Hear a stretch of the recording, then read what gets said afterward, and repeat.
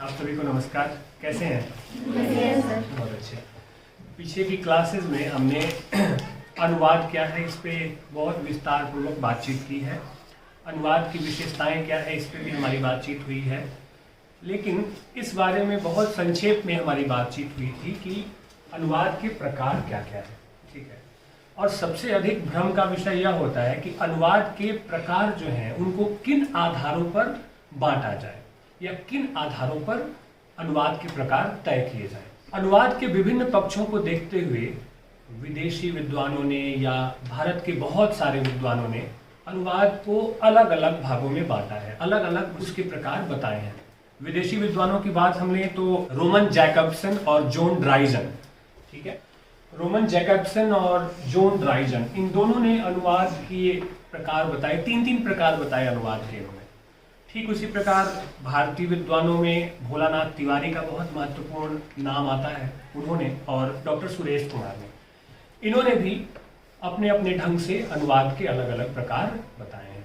लेकिन सभी विद्वानों ने जिस तरह से अनुवाद को बांटा है, विभाजित किया है, उसको देखते हुए अगर सुविधाजनक तरीके से अनुवाद के प्रकारों को अगर हमें विभाजित करना है तो उसका सुविधाजनक जो रास्ता है उसे हम 3 आधारों पर अनुवाद को विभाजित कर सकते हैं। ठीक है।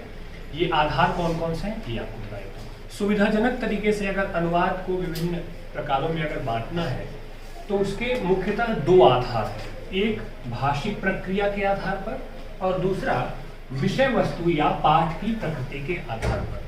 ठीक है।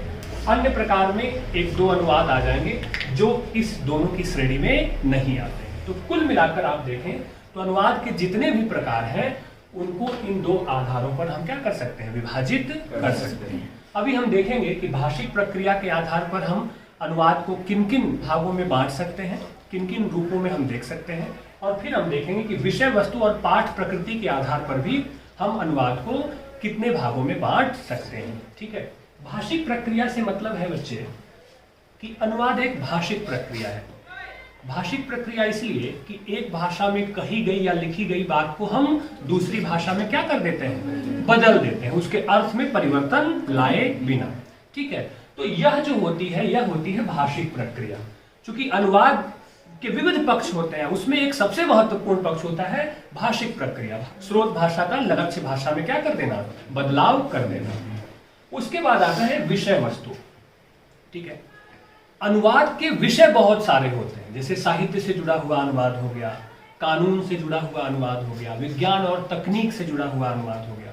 तो विषय वस्तु के आधार पर या पाठ की प्रकृति, जो टेक्स्ट या जो मूल अनुवाद अनुवादक के सामने दिया गया है उस अनुवाद की प्रकृति क्या है, वह किस विषय से जुड़ा हुआ है, इस आधार पर भी हम अनुवाद को विभिन्न प्रकारों में विभाजित करते हैं। ठीक है। तो ये 2 मुख्य आधार हुए, और बाकी 2 प्रकार जो आते हैं वह आता है एक मशीनी अनुवाद या कंप्यूटर अनुवाद, और दूसरा आता है अन्य प्रकार के अनुवादों में डबिंग अनुवाद। वो हम आगे इसी क्रम में इसके बारे में विस्तार से भी जानेंगे। ठीक है। तो अब हम आते हैं कि भाषिक प्रक्रिया के आधार पर अनुवाद को कितने भागों में विभाजित किया जा सकता है, और जिन भागों में उन्हें विभाजित किया जाएगा उसे हम समझने की कोशिश करेंगे। ठीक है बच्चे। अब हम देख रहे हैं कि भाषिक प्रक्रिया के आधार पर सामान्यतः अनुवाद को 7 भागों में, 7 प्रकारों में हमने क्या कर दिया, विभाजित कर दिया। पहला कौन सा है, शब्दानुवाद। शब्दानुवाद को अविकल अनुवाद या लिटरल अनुवाद या वर्ड फॉर वर्ड अनुवाद भी कहते हैं। उसके बाद आता है भावानुवाद, तीसरा है सारानुवाद, चौथा है छायानुवाद, 5वां है व्याख्यानुवाद, 6ठा है रूपांतरण, और 7वां है आशु अनुवाद। ये विभाजित हुए किन आधारों पर, भाषिक प्रक्रिया के आधार पर। ठीक है। अब एक एक करके हम एक एक की विशेषता और कैसे होता है यह शब्दानुवाद, इसकी विशेषता क्या होती है, इसकी समस्याएं अगर हैं तो वो कौन कौन सी समस्याएं आती हैं, इसे हम समझ लेते हैं। ठीक है बच्चे। सबसे पहले आता है शब्दानुवाद। ठीक है। आप इसके नाम से ही इसे ठीक से समझ सकते हैं। शब्द का अनुवाद, ठीक है, इसे अविकल अनुवाद भी कहते हैं। अविकल का अर्थ होता है ज्यों का त्यों रखना। ना आप कुछ घटा सकते हैं, ना आप कुछ बढ़ा सकते हैं। उसकी स्थिति में किसी भी तरह का परिवर्तन आप नहीं कर सकते। ठीक है, तो शब्दानुवाद उस अनुवाद को कहते हैं जिसमें वर्ड फॉर वर्ड, ठीक है, यानी कि शब्दशः अनुवाद किया जाता है।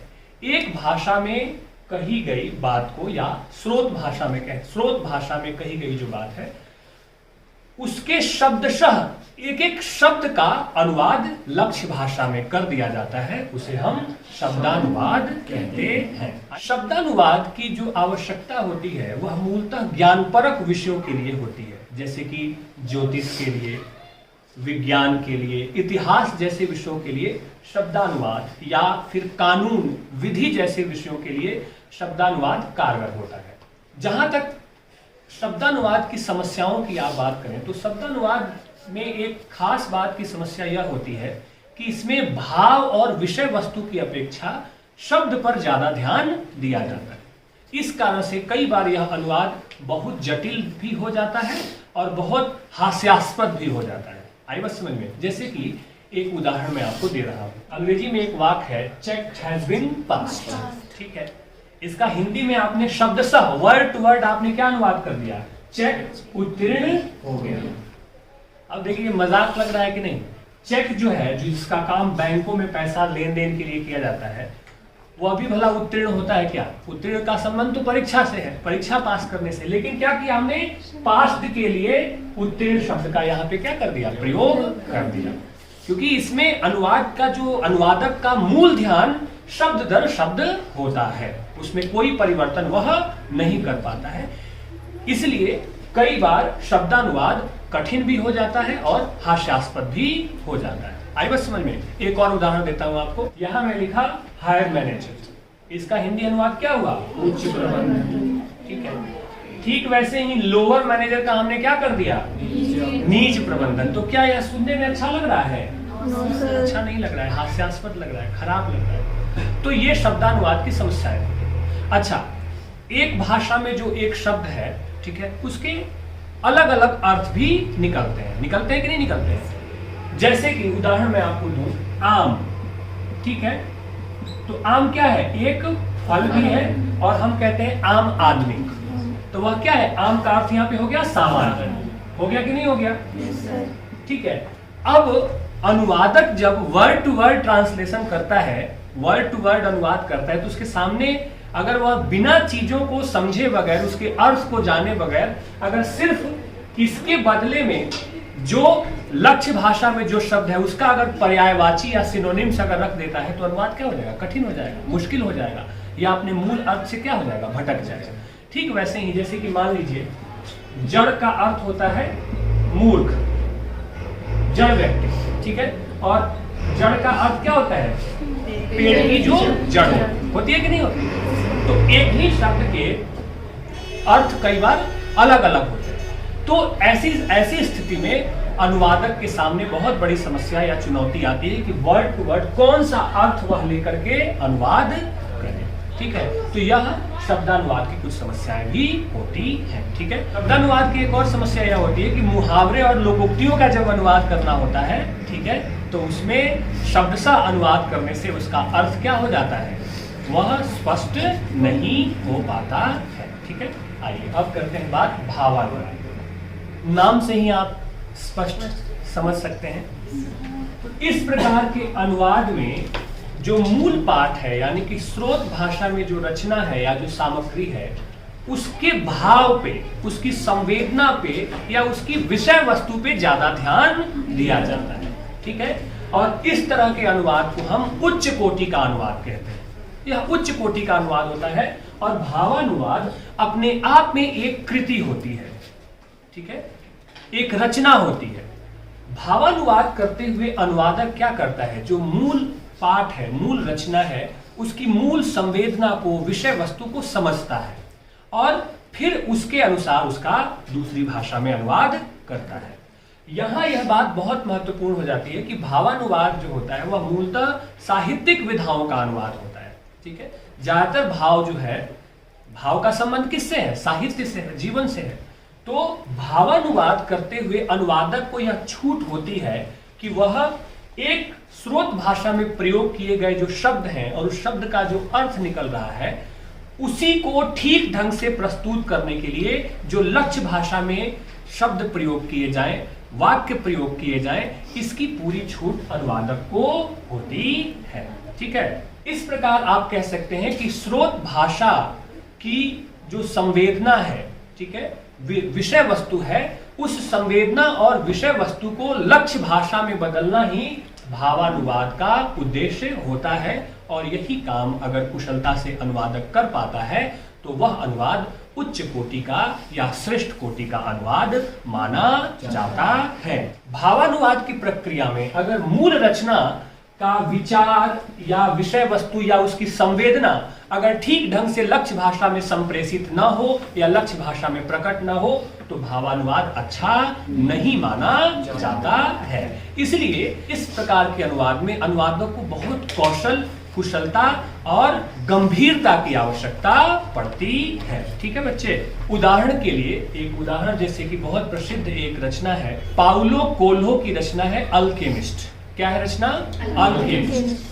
और अल्केमिस्ट का अनुवाद किया कमलेश्वर ने इसी नाम से, हिंदी अनुवाद किया अल्केमिस्ट नाम से। और यह जो अनुवाद है अल्केमिस्ट कमलेश्वर की, यह बहुत प्रसिद्ध है। ठीक है, क्योंकि जो पाउलो कोल्हो की जो मूल रचना है अल्केमिस्ट, ऐसा लगता है कि ठीक ठीक उसी की संवेदना, उसी की भावानुभूति, वही विचार और वही विषय वस्तु कमलेश्वर ने हिंदी भाषा में प्रस्तुत कर दिया है। तो इस तरह के जो अनुवाद होते हैं उसे हम उच्च कोटि का अनुवाद कहते हैं और ये अनुवाद भावानुवाद की श्रेणी में आते हैं। भावानुवाद एक कठिन अनुवाद का काम है, इसके लिए बहुत धैर्य, श्रम और सूझबूझ की आवश्यकता होती है। और कुछ भावानुवाद जैसे गीतों के भी बहुत प्रसिद्ध हैं, ठीक है, कविताओं के भी बहुत प्रसिद्ध हैं। जैसे कि हम लोग कविता गाते हैं ना, हम होंगे कामयाब, गाया ना, पहले भी हम पढ़ चुके हैं। तो उसका भावानुवाद अच्छा होता है, वी शैल ओवरकम समडे। तो जो गीत हम हिंदी में गाते हैं, हम होंगे कामयाब एक दिन, और उस गीत को गाते हुए जो भाव हम महसूस करते हैं ठीक ठीक हूबहू वही भाव से हम अंग्रेजी में गाते हुए महसूस करते हैं। तो पूरी तरह से इमोशन का ट्रांसफॉर्मेशन होता है। ठीक है, क्योंकि भाव का संबंध इमोशन से है। इमोशन अगर पूरी तरह से लक्ष्य भाषा में जो इमोशन, जो भाव स्रोत भाषा में है, अगर वह इमोशन ठीक ढंग से लक्ष्य भाषा में स्थानांतरित हो जाता है तो उसे हम उच्च कोटि का भावानुवाद कहते या मानते। ठीक है बच्चे, आगे समझ में। चलिए अगला विषय, तीसरा जो प्रकार है वह है सारानुवाद। ठीक है, नाम से ही स्पष्ट है, सार तत्व का अनुवाद। ठीक है, जैसे कि अनुवादक कोई कहानी पढ़ता है, कोई उपन्यास पढ़ता है, ठीक है, कोई नाटक पढ़ता है और उसके सार तत्व को निचोड़ करके उसका अनुवाद कर देता है, उसे हम सारानुवाद कहते हैं। सारानुवाद अत्यंत संक्षिप्त होता है, सरल होता है और बहुत स्पष्ट होता है। ठीक है, इसे ठीक ऐसे समझें आप कि जैसे कि आपने कोई फिल्म देखी, 3 घंटे की आपने फिल्म देखी और आपके दोस्त ने आपसे पूछा कि बताओ कैसी है फिल्म, उसकी कहानी बताओ। तो 3 घंटे देखी गई फिल्म की कहानी आप कितनी देर में बता देते हैं? 15 से 20 मिनट में बता देते हैं। इस 15 से 20 मिनट में आप क्या करते हैं? मुख्य मुख्य घटनाओं, मुख्य मुख्य पात्रों, कहाँ कौन सी बात घटी है, कहाँ ट्विस्ट आया है कहानी में, वो सारी बातें आप क्या करते हैं? बता देते हैं।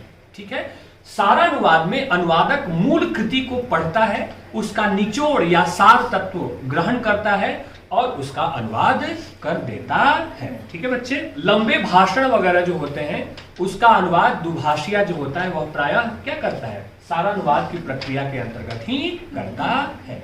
ठीक है, सारानुवाद करते हुए अनुवादक को यह ध्यान रखना चाहिए कि अनुवाद जो मूल कृति है या स्रोत भाषा में उपलब्ध जो मूल कृति है उसकी मुख्य मुख्य घटनाओं को, पात्रों को और पूरे परिवेश को वह ठीक ढंग से समझ सके और उसका निचोड़ निकाल सके। इसके लिए अनुवादक को क्या करना चाहिए? मूल कृति को बहुत ध्यान से और बार बार पढ़ना चाहिए। आगे बात समझ में? तो ये जो प्रक्रिया होती है मूल कृति के सार तत्व को निकालना और उस सार तत्व का, ठीक है ना, अत्यंत संक्षिप्त होगा, सार तत्व जो अत्यंत संक्षिप्त होगा उसका अनुवाद लक्ष्य भाषा में कर देना सारा अनुवाद कहलाता है। ठीक है बच्चे, चलिए आगे बढ़े। अनुवाद का जो अगला प्रकार है वह है छाया अनुवाद। आप इसके भी नाम से स्पष्ट कर सकते हैं। छाया, मैं एक व्यक्ति हूं, धूप पड़ेगी तो मेरी छाया क्या हो जाएगी? पीछे दिखाई देगी ना, ठीक है ना। पीछे से धूप पड़ेगी तो छाया कहाँ होगी? आगे दिखाई देगी। छाया अनुवाद में क्या होता है? अनुवादक जो होता है उस मूल कृति की छाया को ग्रहण करता है, ठीक है। यानी कि उस मूल कृति के विषय वस्तु को ग्रहण करता है, परिवेश को ग्रहण करता है और लक्ष्य भाषा के परिवेश में और संस्कृति में उसको क्या कर देता है? बदल देता है, ठीक है। इसलिए छाया अनुवाद को मूल मुक्त अनुवाद भी कहते हैं। कौन सा अनुवाद कहते हैं? मूल मुक्त अनुवाद भी कहते हैं।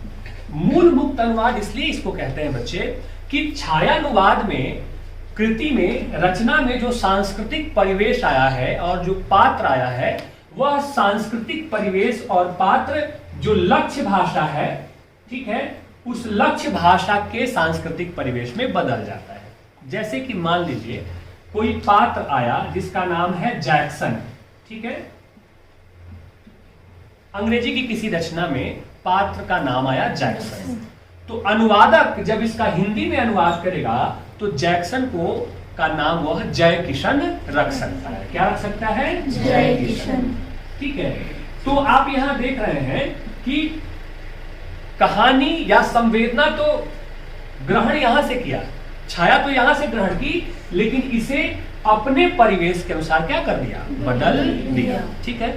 इसलिए छाया अनुवाद जो होता है, इस अनुवाद में मूल रचना की जो संस्कृति होती है, उसका जो सांस्कृतिक परिवेश होता है वह गायब होता है। रचनाकार उसमें अपने देश की या अपने परिवेश की, अपने भाषा के सांस्कृतिक परिवेश को क्या कर देता है? जोड़ लेता है। मूल उद्देश्य ही यह होता है कि अनुवादक मूल कृति से छाया ग्रहण करे, कंटेंट ग्रहण करे और उसे बदलकर एक नई कृति का रूप दे देता है। आगे बात समझ में स्पष्ट है? आगे बढ़े, ठीक है। इस कड़ी में अनुवाद का जो अगला प्रकार है वह है व्याख्यान अनुवाद। नाम से स्पष्ट है। इस प्रक्रिया में अनुवादक क्या करता है? मूल कृति का अनुवाद करते हुए लक्ष्य भाषा में उसकी व्याख्या भी करता जाता है, उसको व्याख्यायित करता जाता है। सिर्फ अनुवाद नहीं करता है, उसकी व्याख्या भी करता जाता है। कैसे? जैसे कि मान लीजिए संस्कृत का कोई श्लोक है या संस्कृत का कोई संस्कृत साहित्य है, तो उसमें कोई श्लोक है, कोई बात है, तो अनुवादक क्या कर रहा है? हिंदी में उसका अनुवाद कर रहा है। तो हिंदी में भी उसका अनुवाद आसानी से लोगों को समझ में आ जाए, इसलिए क्या करता जा रहा है? उसकी व्याख्या करता जा रहा है। जैसे कविता की व्याख्या हम लोग करते हैं कि नहीं करते हैं क्लास में? कहानी की व्याख्या करते हैं कि नहीं क्लास में? तो व्याख्या अनुवाद मूल कृति को, और इसके लिए वो क्या करता है? उदाहरण देता है, संदर्भ देता है, ठीक है, शब्द के अर्थ स्पष्ट करता है, ठीक है, और उसको ठीक ढंग से उसका वर्णन उसमें करता चला जाता है। तो इसमें क्या होता है कि जो लक्ष्य भाषा में जो अनुवाद होता है वह मूल रचना से बड़ा हो जाता है। यानी कि मूल रचना में जो सामग्री है, क्योंकि उसकी व्याख्या भी हो रही है और साथ साथ अनुवाद भी हो रहा है, तो व्याख्या अनुवाद मूल कृति से ज्यादा विस्तृत और बड़ा होता है। ठीक है बच्चे, उदाहरण के लिए आपको बता दूं कि लोकमान्य तिलक का नाम आपने सुना है ना? ठीक है, लोकमान्य तिलक ने श्रीमद् भगवत गीता का अनुवाद, श्रीमद् भगवत गीता का अनुवाद व्याख्यानुवाद शैली में ही किया था। ठीक है, आगे बात समझ में? तो स्पष्ट है, मूल रचना का वर्णन करते हुए, ठीक है ना, उसको विस्तार पूर्वक समझाते हुए अनुवाद करने की जो प्रक्रिया होती है उसे हम व्याख्यानुवाद कहते हैं। और इस प्रकार के अनुवाद में अनुवादक से यह अपेक्षा की जाती है कि मूल भाषा में जो सामग्री है या स्रोत भाषा में जो सामग्री है उसका भी बहुत अच्छा ज्ञान हो उसे, और लक्ष्य भाषा जिसमें कि उसका अनुवाद करना है उसके बारे में भी उसे ठीक से जानकारी हो, ताकि वह अपने दृष्टिकोण और अपने उदाहरणों के साथ बात को स्पष्ट करते हुए अनुवाद करता हुआ आगे बढ़े। ठीक है बच्चे, आगे बढ़े। अनुवाद का जो छठा प्रकार है भाषिक प्रक्रिया के आधार पर, वह है रूपांतरण। रूप का अंतरण कर देना, ठीक है, रूप बदल देना। ठीक है। अनुवादक क्या करता है, कोई कहानी है, ठीक है, तो कहानी का अनुवाद तो वो कर रहा है, लेकिन अनुवाद का जो रूप है वह है नाटक के रूप, ठीक है। यानी कि मूल कहानी है, कहानी के पूरे पात्र, पूरी घटनाएं, सब कुछ वह ले रहा है, लेकिन उसका परिवर्तन क्या कर दे रहा है, नाटक में कर दे रहा है। आई बात समझ में? या किसी उपन्यास का नाटक में परिवर्तन कर देना, नाटक का कहानी में परिवर्तित कर देना। तो रूपांतरण में क्या होता है, विधा बदल जाती है, ठीक है ना, विधा का बदलाव हो जाता है, ठीक है। साथ ही साथ अनुवादक जो होता है, मूल रचना का जो परिवेश होता है, उस परिवेश को अपनी जिस भाषा में अनुवाद कर रहा है, उस परिवेश में क्या कर देता है, ढाल देता है या बदल देता है। रूपांतरण में भी अनुवादक जो होता है वह जिस भाषा में लक्ष्य, यानी कि लक्ष्य भाषा में जिसमें अनुवाद किया जा रहा है, उस परिवेश में मूल रचना को क्या कर देता है, ढाल देता है, ठीक है। उदाहरण के तौर पे विलियम शेक्सपियर का जो नाटक है मर्चेंट ऑफ वेनिस, जो बहुत प्रसिद्ध नाटक है, पूरी दुनिया में बहुत प्रसिद्ध नाटकों में से एक है विलियम शेक्सपियर का। इसका अनुवाद किया भारतेंदु हरिश्चंद्र ने। किस नाम से अनुवाद किया, दुर्लभ बंधु अर्थात वंशपुर का महाजन। किस नाम से किया था, दुर्लभ बंधु अर्थात वंशपुर का महाजन। तो यह अनुवाद जो है वह बहुत प्रसिद्ध हुआ, इसकी काफी चर्चा हुई, ठीक है। तो इस तरह से आप देख सकते हैं कि भारतेंदु हरिश्चंद्र ने जो अनुवाद किया, यह रूपांतरण का एक बहुत ही बेहतरीन उदाहरण है, ठीक है बच्चे। आगे समझ में आगे बढ़े।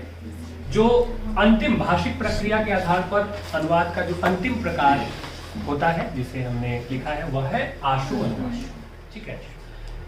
आशु का अर्थ होता है शीघ्र, ठीक है, जल्दी अनुवाद जो कर दिया जाए, ठीक है। भगवान शंकर को आशुतोष भी कहा गया है, जानते हैं क्यों? तो बहुत जल्दी क्रोधित हो जाते हैं और बहुत जल्दी मान भी जाते हैं, ठीक है। तो आशु का मतलब होता है शीघ्र। तो आशु अनुवाद को हम वार्ता अनुवाद भी कहते हैं। क्या अनुवाद कहते हैं बच्चे? वार्ता अनुवाद, ठीक है। एक तरह से आप इसे भाषांतरण कह सकते हैं, ठीक है। भाषांतरण की प्रक्रिया में आशु अनुवाद का एक प्रयोग किया जाता है। कैसे? दो अलग अलग व्यक्ति हैं, ए और बी, ठीक है। दोनों एक दूसरे की भाषा को क्या करते हैं, नहीं जानते हैं, ठीक है। एक तीसरा व्यक्ति है, वह है सी। सी जो है वह बी की भी भाषा को जानता है और ए की भी भाषा को जानता है। तो क्या होगा, ए और बी के बीच में जो बातचीत होगी वह किसके माध्यम से होगी, सी के माध्यम से होगी। ए ने जो बात कही, सी ने वो बात सुनी और उसको बी की भाषा में उसको बता दी। बी ने जो बात कही उसे सी ने ध्यानपूर्वक सुन लिया और उसे ए की भाषा में बताया। तो त्वरित जो अनुवाद की प्रक्रिया होती है उसे हम आशु अनुवाद कहते हैं, और यह वार्ता अनुवाद भी कहलाता है, क्योंकि सामान्यतः यह मौखिक अनुवाद होता है। दो अलग अलग देश के राष्ट्र नेता जो हैं वो बातचीत कर रहे हैं, ठीक है, तो एक दूसरे की भाषा से क्या है, दोनों अनजान हैं। तो ऐसी स्थिति में दुभाषिया, ये जो माध्यम होता है इसे हम दुभाषिया भी कहते हैं, ठीक है ना। यह दोनों के बीच में संवाद या बातचीत का माध्यम बनता है। तो यह जो प्रक्रिया जो तुरंत होती है अनुवाद की, उसे हम आशु अनुवाद कहते हैं। हो गया, आगे समझ में। तो इस तरह से भाषिक प्रक्रिया के आधार पर अनुवाद के जो रूप हैं उसे हमने जान लिया। अब हम विषय वस्तु या पाठ की प्रकृति के आधार पर अनुवाद के जो प्रकार किए जाते हैं उसकी चर्चा कर लेते हैं, ठीक है बच्चे। विषय वस्तु का और पाठ प्रकृति के आधार पर भी अनुवाद को हम प्रमुख रूपों में जो हम विभाजित करते हैं वह है साहित्यिक अनुवाद, विज्ञान अनुवाद, विधिक अनुवाद, वाणिज्यिक अनुवाद और कार्यालयिक। विषय वस्तु से मतलब है कि आप यह देख रहे हैं कि अलग अलग विषय है, साहित्य, विज्ञान है कि नहीं है, क्लास में पढ़ते हैं ना, विज्ञान, साहित्य, कानून की पढ़ाई होती है ना, तो अलग अलग विषय, ठीक है, या पाठ प्रकृति। जाहिर सी बात है विषय अलग होगा तो उसका टेक्स्ट भी क्या होगा, पाठ की प्रकृति भी अलग होगी। तो विषय वस्तु और पाठ की प्रकृति के आधार पर मुख्य रूप से अनुवाद को हम 5 रूपों में विभाजित करते हैं: साहित्यिक अनुवाद, विज्ञान अनुवाद, विधिक अनुवाद, वाणिज्यिक अनुवाद और कार्यालय। विधिक अनुवाद का संबंध किससे है? लॉ से, ठीक है ना, लॉ को विधि कहते हैं। वाणिज्यिक अनुवाद का संबंध किससे है? कॉमर्स से, ठीक है ना, कॉमर्शियल ट्रांसलेशन जिसको होता है, ठीक है। और कार्यालय आप तो पढ़ ही चुके हैं, ठीक है ना, ऑफिशियल जो कार्यालय से संबंधित जो कामकाज होता है, ठीक है। विज्ञान आप समझ ही रहे हैं, साइंस और क्या, तकनीकी विज्ञान और तकनीकी, साइंस और टेक्नोलॉजी। और साहित्यिक अनुवाद मतलब लिटरेचर, ठीक है ना। तो अब एक एक करके हम इन सब के बारे में थोड़ा परिचय प्राप्त कर लेते हैं, इनकी विशेषताओं के बारे में जान लेते हैं, इनकी प्रकृति के बारे में जान लेते हैं, ठीक है। और इसके बाद जो दो बच जाएंगे अन्य प्रकार के अनुवाद, क्या है? मशीनी अनुवाद और डबिंग अनुवाद, उसे हम इसके अंत में ले लेंगे, ठीक है बच्चे। सबसे पहले आता है साहित्यिक अनुवाद, ठीक है। साहित्यिक अनुवाद का तात्पर्य है बच्चे कि जितनी भी साहित्यिक विधाएं हैं उन विधाओं से संबंधित जो अनुवाद होता है उसे हम साहित्यिक अनुवाद कहते हैं। जैसे कि क्या? नाटक, कविता, कहानी, उपन्यास, आत्मकथा, जीवनी, रेखाचित्र, संस्मरण, निबंध, ठीक है, ये सब क्या है? साहित्यिक विधाएं है कि नहीं है। तो एक भाषा में लिखी गई कोई कविता है, कहानी है, उपन्यास है, नाटक है, ठीक है, उस भाषा में लिखे गए उस साहित्यिक विधा का, कहानी का, उपन्यास का, नाटक का दूसरी भाषा में हम क्या कर देते हैं? परिवर्तन कर देते हैं, ठीक है। जितनी भी विश्व की बड़ी साहित्यिक कृतियां हुई हैं उनका बहुत अनुवाद हुआ है। शेक्सपियर के बहुत सारे नाटकों का अनुवाद हुआ है, प्रेमचंद के उपन्यासों का अनुवाद हुआ है दूसरी बहुत सारी भाषाओं में, रविन्द्रनाथ टैगोर की कविताओं का अलग अलग भाषाओं में क्या हुआ है? अनुवाद हुआ है। तो साहित्यिक अनुवाद जो है वह मूलतः रसात्मक अनुवाद होता है, ठीक है ना। रसात्मक अनुवाद का मतलब यह है बच्चे कि रस की अनुभूति, साहित्य हम क्यों पढ़ते हैं? उससे हमें रस की अनुभूति प्राप्त होती है, आनंद प्राप्त होता है, ठीक है ना, संवेदनात्मक चीजें हम महसूस करते हैं। तो साहित्यिक अनुवाद करते हुए अनुवादक को यह ध्यान रखना चाहिए कि वह मूल पाठ या स्रोत भाषा में प्रस्तुत की गई जो सामग्री है उसके भाव को, उसके विषय वस्तु को और उसके विचार को लक्ष्य भाषा में कुशलता से क्या कर सके? बदल सके। आप याद करिए, भावानुवाद के बारे में बात करते हुए मैंने कहा था कि साहित्यिक अनुवाद उस श्रेणी में क्या होता है? आएगा। जितनी भी साहित्यिक कृतियां हैं वो इस श्रेणी में, भावानुवाद की श्रेणी में आती है। आई बात समझ में? साहित्यिक अनुवाद में अनुवादक को पूरी स्वतंत्रता होती है, वह छूट लेता है, ठीक है, कि जो संदर्भ, जो प्रसंग, जो विषय वस्तु स्रोत भाषा में या मूल पाठ में प्रस्तुत है उससे ठीक ढंग से पाठक के हृदय तक पहुंचाने के लिए, पाठक के दिल को वह रचना, वह भाव छू जाए, वह अपने तरीके से उसे लक्ष्य भाषा में क्या करता है? बदल देता है। इस अर्थ में अगर आप कहें तो साहित्यिक अनुवाद अपने आप में एक बड़े सृजन का काम होता है और साहित्यिक अनुवाद करना अपने आप में एक नई रचना करना है, क्योंकि अनुवाद बाहर से जितना आसान लगता है वह एक जटिल प्रक्रिया है। एक एक शब्द का अपना एक सांस्कृतिक महत्व है, उसका एक सामाजिक संदर्भ है। किन सामाजिक संदर्भों में, सांस्कृतिक संदर्भों में शब्द का प्रयोग किया जा रहा है, अनुवादक उसे गहराई से समझता है, जांचता है और तब क्या करता है? उसका अनुवाद लक्ष्य भाषा में करता है। तो यह उच्च कोटि का अनुवाद होता है, ठीक है ना। उच्च कोटि का अनुवाद माना जाता है जिसमें अनुवादक से अत्यंत कौशल की उम्मीद की जाती है कि वो प्रतिभाशाली हो और कौशल से भरा हुआ हो ताकि वह ठीक से अनुवाद कर सके, ठीक है बच्चे। और जहां तक साहित्यिक अनुवाद को भी अगर हम विभाजित करें तो मूलतः इसके 3 भेद होते हैं: काव्यानुवाद, नाट्यानुवाद और कथानुवाद।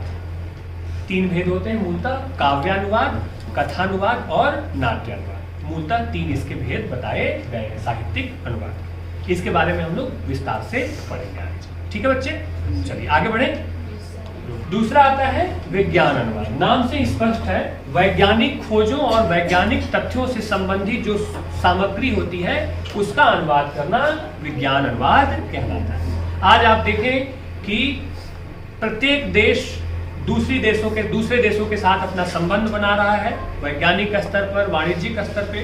तो क्या होता है, एक देश में किसी विषय पे अगर कोई खोज की गई है, ठीक है, कोई तथ्य है, तो उसका अनुवाद वह दूसरे देश को क्या करता है? प्रस्तुत करता है, ठीक है, बताता है कि भाई हम इस विषय के बारे में क्या कर रहे हैं? खोज कर रहे हैं, ठीक है। तो यह जो अनुवाद होता है वह मूलतः तथ्यात्मक होता है।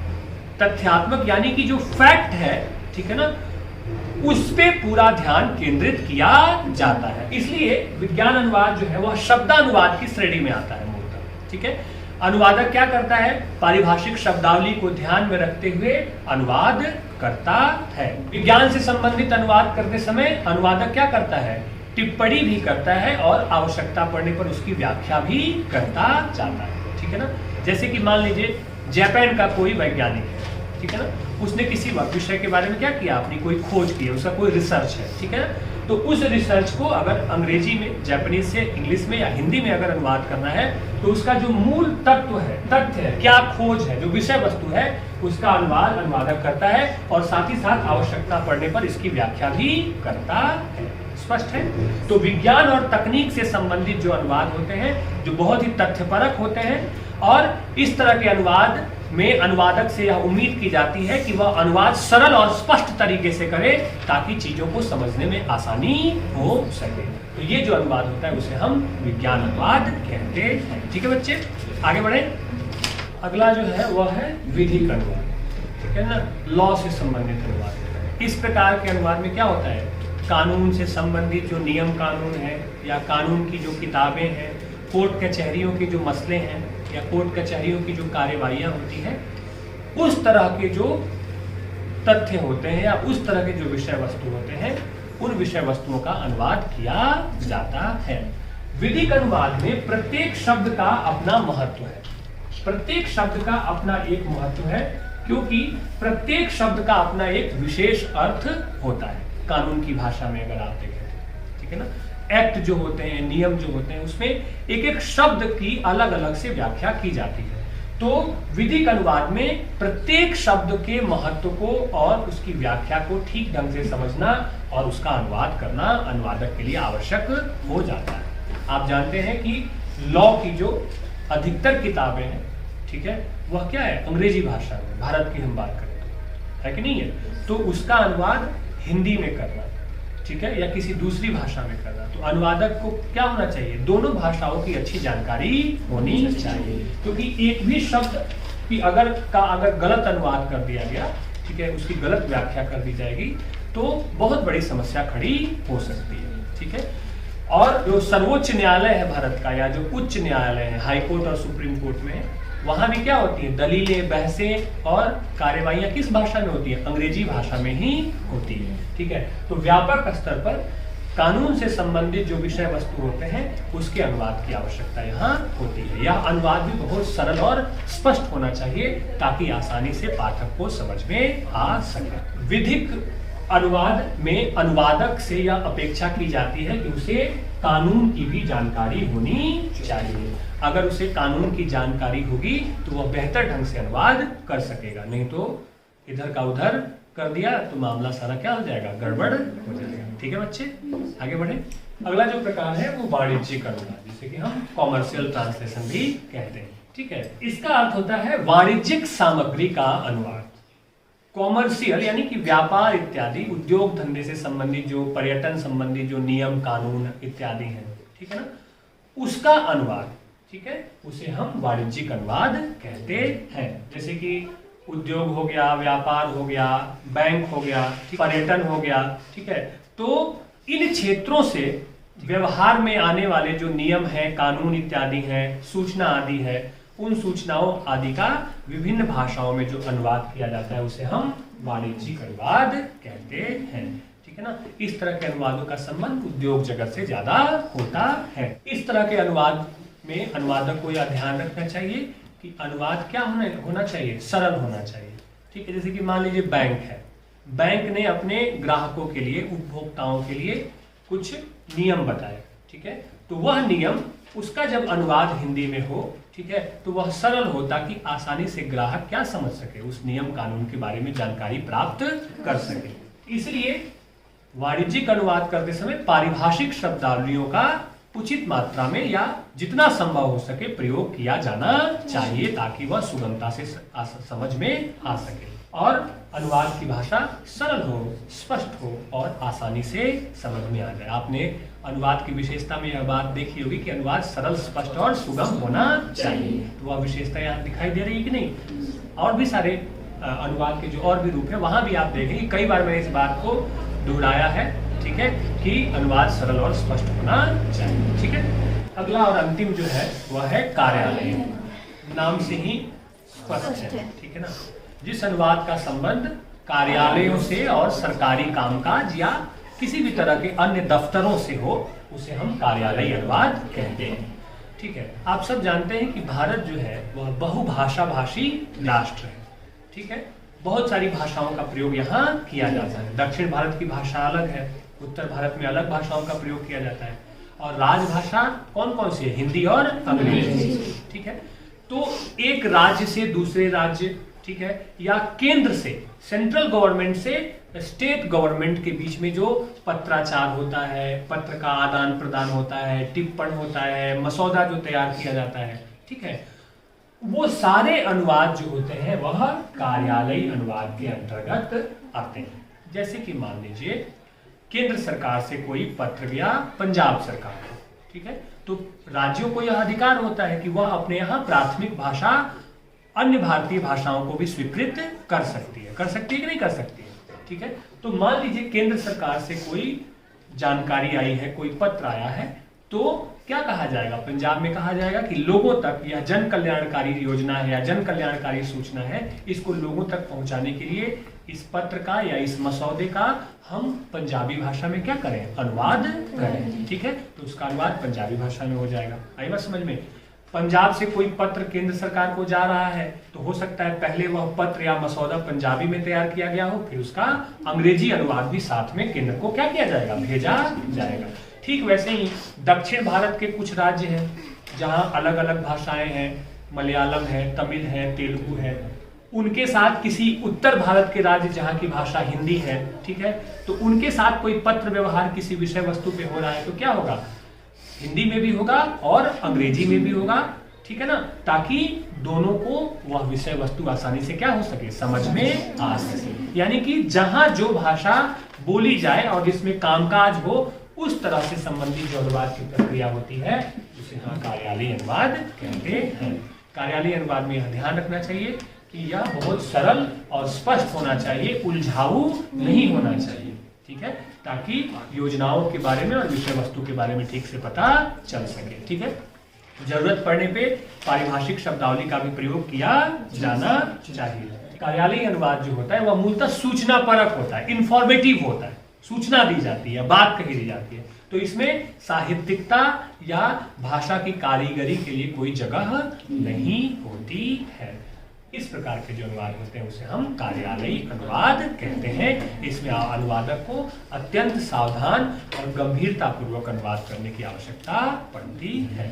ठीक है बच्चे, तो भाषिक प्रक्रिया के आधार पर और विषय वस्तु या पाठ प्रकृति के आधार पर हमने अनुवाद को विभाजित कर लिया। अन्य प्रकार में जो अन्य प्रकार हैं जो छूट रहे हैं उसमें 2 तरह के अनुवाद आते हैं, वह भी मैं आपको बता देता हूं और हमारी क्लास आज की जो है वह समाप्त हो जाएगी। ठीक है बच्चे, अनुवाद के जो अन्य प्रकार हैं उसमें 2 तरह के अनुवाद आते हैं, मशीनी या कंप्यूटर अनुवाद, ठीक है, यांत्रिक अनुवाद भी आप इसे कह सकते हैं, और दूसरा होता है नवीन अनुवाद। ठीक है, कंप्यूटर अनुवाद या मशीन अनुवाद जो होता है, आप देख रहे हैं कि आज हमारे जीवन में कंप्यूटर एक बड़े संसाधन के तौर पे इस्तेमाल किया जा रहा है। बड़े से बड़े कामों को वो कम समय में क्या करता है? सुलझा देता है। तो अनुवाद के लिए भी कंप्यूटर का प्रयोग किया जाने लगा है, लेकिन विद्वानों का यह मानना है कि कंप्यूटर से किया जाने वाला जो अनुवाद है वह सिर्फ सूचना परक विषयों के लिए ही उचित है। ठीक है, जिसमें कोई सूचना हो, इंफॉर्मेशन हो, यानी कि विज्ञान तकनीक से जुड़े हुए जो विषय हैं उसके लिए। जो विषय भाव से जुड़े हो, इमोशन से जुड़े हुए हो, उसका अनुवाद मशीन ठीक से नहीं कर पाता है। जाहिर सी बात है, मशीन मनुष्य के इमोशन को नहीं समझ पाएगा। तो अगर साहित्यिक अनुवाद है या भावानुवाद है तो भावानुवाद कर पाने में अभी कंप्यूटर या मशीन सक्षम नहीं है। इसका उपयोग साहित्येतर विधाओं यानी कि साहित्य से अलग तरह की जो विधाएं, शब्दानुवाद हो गया या ऐसा विज्ञान और तकनीकी से संबंधित अनुवाद हो गया, विधि अनुवाद हो गया, ठीक है, उसमें इसका प्रयोग किया जाता है। ठीक है, और इसका प्रयोग होने भी लगा है। ठीक है, दूसरा आता है डबिंग अनुवाद। डबिंग अनुवाद फिल्मों से जुड़ा हुआ है। आप देखते होंगे कि हॉलीवुड की कोई फिल्म है, ठीक है, और उसे आप हिंदी में सुन रहे हैं और उसे देख रहे हैं, ठीक है। किसी एक भाषा में बनी कोई हिट फिल्म है या सुपर हिट फिल्म है, ठीक है, तो उसका क्या कर दिया जाता है, दूसरी भाषा में डब कर दिया जाता है। आप दक्षिण भारत की बहुत सारी फिल्में देखते हैं, ठीक है ना, तो ओरिजिनली वो बनती है अपनी भाषा में, ठीक है, उसका डबिंग किया जाता है हिंदी में या बाकी सारी भाषाओं में, ठीक है। डबिंग अनुवाद में क्या किया जाता है कि मूल भाषा का जो संवाद है, जो डायलॉग है जिसमें वह फिल्म बनी है, उसको सहजता से लक्ष्य भाषा में स्थानांतरित किया जाता है। इसमें जो संवाद लेखक होता है वह बहुत श्रमपूर्ण काम करता है कि भाव भंगिमा, एक्शन, सारी चीजें, सिर्फ बोलता तो नहीं है ना अभिनेता, उसके अनुसार क्या करता है, भाव भंगिमाएं भी करता है। तो इस तरह से लक्ष्य भाषा में इस तरह के शब्द चुने जाएं जो स्रोत भाषा की जो भाव भंगिमा है, ठीक है, इमोशन है, उसको ठीक ढंग से वहां प्रस्तुत कर सके। डबिंग भी आज के समय में अनुवाद के एक बड़े क्षेत्र के रूप में आगे बढ़ा है और उभरा है। यह बहुत श्रम साध्य काम होता है, बहुत बारीकी और बहुत प्रतिभा की जरूरत इस डबिंग अनुवाद के लिए पड़ती है, ठीक है बच्चे। तो इस तरह से ये अनुवाद के पूरे प्रकार हो गए, जिसे हमने बहुत सरल ढंग से समझने की कोशिश की है, ठीक है। परीक्षा में आपसे जब अनुवाद के प्रकार पे प्रश्न किए जाएं, ठीक है, तो इन्हीं आधारों पर पहले आप उसे बांटेंगे और फिर एक एक पर संक्षेप में 4-4, 5-5 पंक्ति में पॉइंट वाइज अपना उत्तर लिखेंगे, ठीक है ना। प्रत्येक किस्म का जो अनुवाद है उसकी विशेषता क्या है, उसमें किस तरह से अनुवादक को ध्यान रखना चाहिए, ठीक है, और वह अनुवाद क्या है, जैसे शब्दानुवाद, तो शब्दानुवाद क्या है, भावानुवाद क्या है, इसका वर्णन करते हुए आपको आगे बढ़ना है, ठीक है। तो मुझे उम्मीद है कि अब आगे से आपसे अगर यह प्रश्न हो कि अनुवाद क्या है, वह तो आप जानते ही हैं।